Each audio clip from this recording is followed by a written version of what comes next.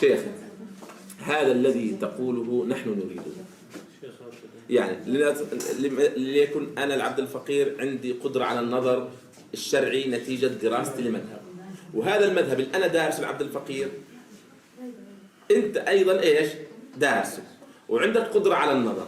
الآن أثناء تطبيقه وعمل فيه أنا بناء على نظري وجدت الفتوى هي كذا المناسبة والأصلح هو كذا، وأنت وجدت المناسب هو كذا، فأنت مش ممنوع من فتواك ترى، وأنا مش ممنوع، لأنه أنت فتواك مبنية على تخريج جميل لطيف قواعد، وأنا مبنية على أثر.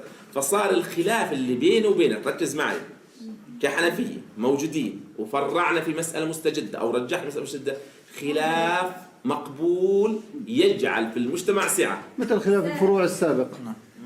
فمعتبر.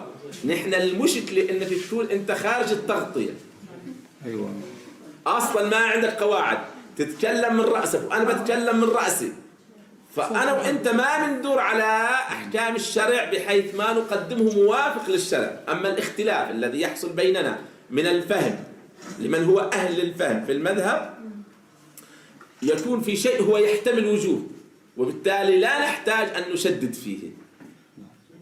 وصلت يا شيخ؟ فهذا مطلوب، وإحنا الاختلاف بدنا إياه يضل موجود.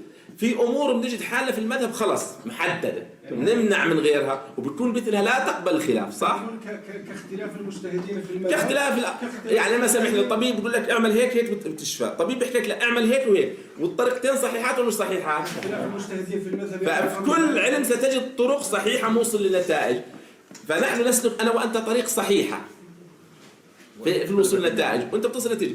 بس اللي بيكون خارج الشرع أصلا ما عنده قواعد، هذا ما راح يوصلنا لإيش؟ لا نتيجة صحيحة.